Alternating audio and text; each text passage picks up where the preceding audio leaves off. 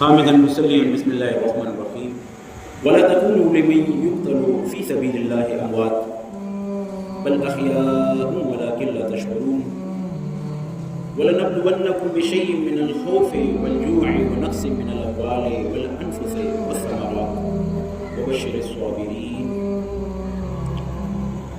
سابقہ آیت یہاں 154 سورہ بقرہ کی، جس میں شہداء کی فضیلت بیان فرمائی. وہ لوگ اللہ کے راستے میں قتل کیے جائیں ان کو مردہ نہ بولے، بلکہ وہ زندہ ہیں، آپ نہیں سمجھتے ان کی زندگی کو. اب یہاں جب جہاد ہوگا اس کے ثمرات غازی بننے کی بھی ہیں اور شہادت کی صورت میں بھی ایک عظیم ثمرہ ہے، کیونکہ تمنا مومن اور ایمان والوں کی حسرت تمنا ہوتی ہے. اس کی متصل اس بات کا ذکر فرمایا کہ خمسہ، یعنی وہ 5 مصیبتیں، وہ 5 مختلف قسم کی ڈیفیکلٹیز ٹربلز جو آتی ہیں، خوف کی، بھوک کی، مال کے نقص کی، جانوں کی نقص کی اور ثمرات کی. فرمایا کہ مصائب 5 ہیں اور اس کو ذکر فرمایا وَلَنَبْلُوَنَّكُمْ، ضرور آزمائے جائیں گے، آپ ضرور آزمائے جائیں گے. یعنی یہ امتحان ہوگا تو کیا دیکھا جائے تو لوگ جہاد فی سبیل اللہ میں تو نہیں جاتے، لیکن ولک سے اموال بھی ہو جاتا ہے اور انفس بھی ہو جاتا ہے. اموال جمع ہے مال کی اور انفس جمع ہے نفس کی. حضرات فرماتے ہیں کہ حقیقت تو یہی ہے، خلافت راشدہ سے لے کے جب تک کہ خلافت عثمانیہ تھی قائم اور خلیفہ وقت ہمیشہ پیش قدمی کرتے رہتے اسلامی ممالک، اسلامی جو ہے بڑھانے کے لیے خلافت میں مزید اتنی نقص اموال نہیں ہوتا ہوگا جتنا کہ آج ہے. فرماتے ہیں کہ بھی در کے جہاد کی نوسط ہے، جس طرح آج جو ہے نا ہاسپٹل بھری ہوئی ہے مریضوں کی، اور ہر قسم کے مجروح بھی بیچ میں آتے ہیں، زخمی بھی آتے ہیں، بیمار بھی ہوتے ہیں. کیونکہ اللہ نے یہاں یہ فرما دیا وَلَنَبْلُوَنَّكُمْ، ضرور آزمائیں گے، بِشَيْءٍ، کچھ چیز کے ساتھ، من الخوف، کچھ خوف. تو انسان کے ساتھ یہ خوف جو ہے بالکل اس کی ذات کے ساتھ متصل ہوتا ہے. دشمن کا خوف، معاشی خوف، حاسدین کا خوف،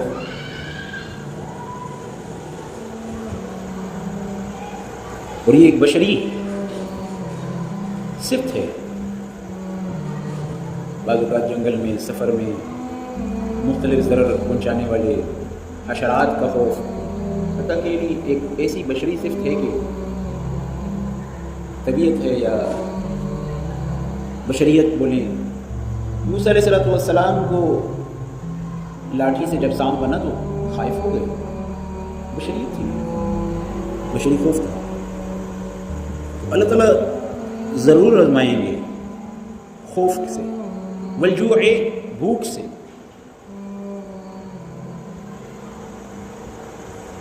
ابھی بھوک انفرادی سطح پہ، اجتماعی سطح پہ مال ہوتا ہے، اشیاء خرد و نوش میسر نہیں ہوتے، اور کبھی یہ ہوتا ہے کہ قحط اجتماعی آ جاتا ہے، کبھی کمی مال انسان کی اپنی معاشی کمزوری کی بنا پر اکنامیکلی ویک ہو جاتا ہے، نہیں ہوتا کہ وہ جو ہے نا کچھ لے کے آئے اور اشیاء خرد و نوش. تو یہ اللہ کا انفرادی اجتماعی ہر ایک پر امتحان، آزمائش جو ہے نا اللہ کی طرف سے آنی ہے اور عموماً آتی رہتی ہے. ونقص من الاموال، کیونکہ صحابہ کرام رضی اللہ عنہم اجمعین زراعت والے بھی تھے، جہاد فی سبیل اللہ کے لیے فصلیں تیار چھوڑ کے چلے جاتے، اللہ کی طرف سے آزمائش ہونا، مال کا نقص ہونا، ثمرات کا نقص ہونا۔ ونقص من الاموال، عموماً کام کسب میں، کاروبار میں، روزگار میں، بزنس میں یہ چلا آتا ہے، کبھی بڑھ جاتا ہے، کبھی کم ہو جاتا ہے، یہ اللہ کی طرف سے امتحان ہوتا ہے۔ فرمایا ونقص من الاموال، تیسری مصیبت کا ذکر فرمایا کہ مال کی کمی آنا، والانفس، اور جان کی کمی، کبھی جان میں کمی بیماری کی صورت ہے، کبھی فیملی بیس میں جو ہے ایک شخص ہی جو ہے کم ہو جاتا ہے، بہن بھائیوں میں، ماں باپ میں۔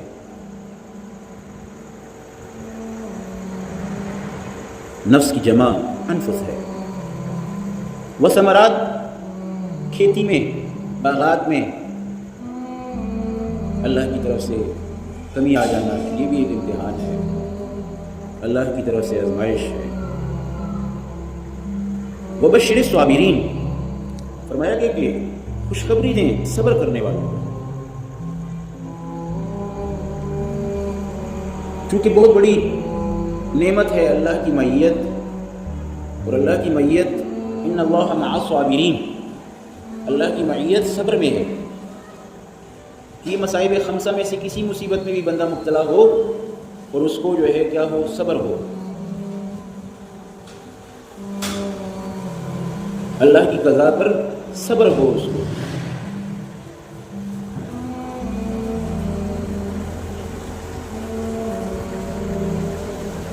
فرماتے ہیں جب بندہ آخرت کے مرحلے میں ہوگا، یعنی جنت میں جائے گا،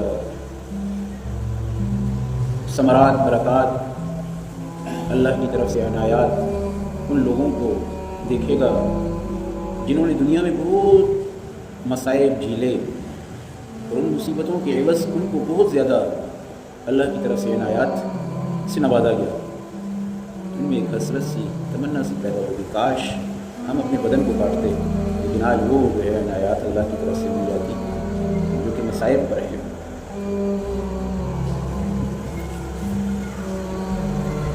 اول تو جو ہے صبر ہے کہ جب بھی مصیبت پہنچے اس پر صبر ہو۔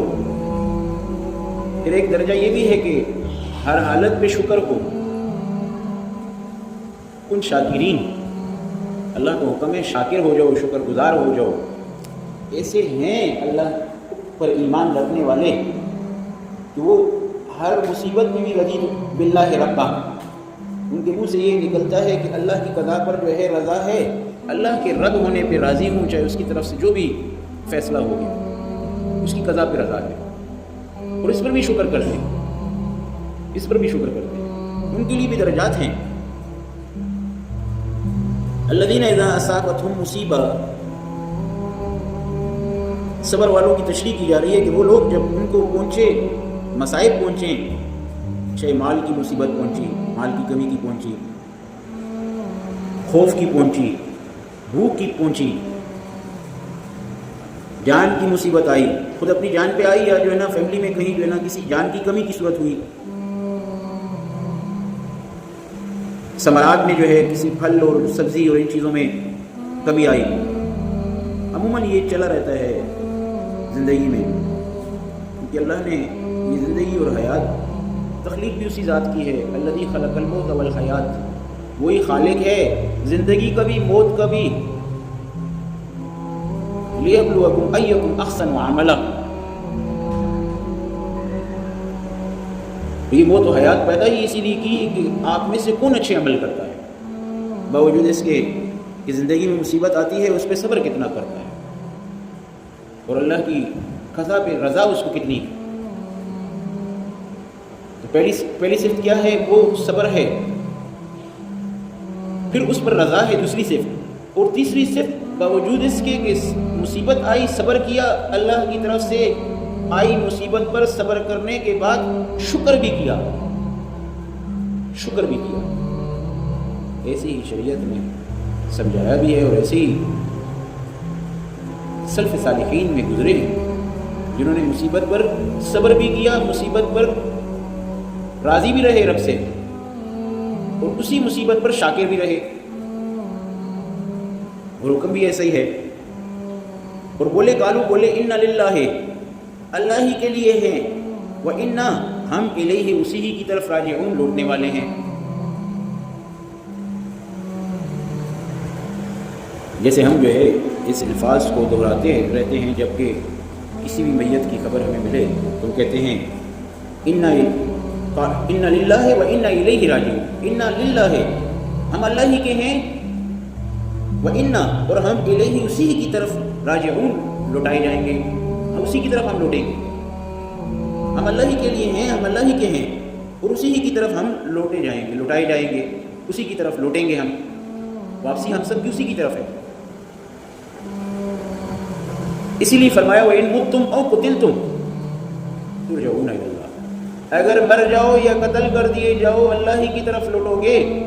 منافقین کا یہ کہنا کہ جب جہاد سے واپسی ہوتی تو کہتے شکر ہم نہیں گئے کہ ہم قتل نہیں کر دیے۔ اللہ نے فرمایا کہ اگر مر جاؤ یا قتل کر دیا جاؤ، واپسی تو اسی ہی ذات کو ہے۔ اللہ تعالیٰ مومنین کی صفات نصیب فرمائے۔ مانگنی نہیں چاہیے مسائل، آ جائیں تو اس پر صبر، اور اللہ کی قضا پر رضا، اور پھر شکر۔ انتہائی ایمان کی صفت جو ہے بتائی گئی ہے، وہ اس مصیبت پر قضا کے بعد اللہ کی طرف سے، مصیبت کی قضائی پر جو ہے اللہ کی رضا کے بعد شاکر ہو اس پر، یہ انتہائی ایمان والی صفت بتائی گئی ہے۔ اللہ تعالیٰ ہمیں سمجھ نصیب فرمائے اپنے کلام کی۔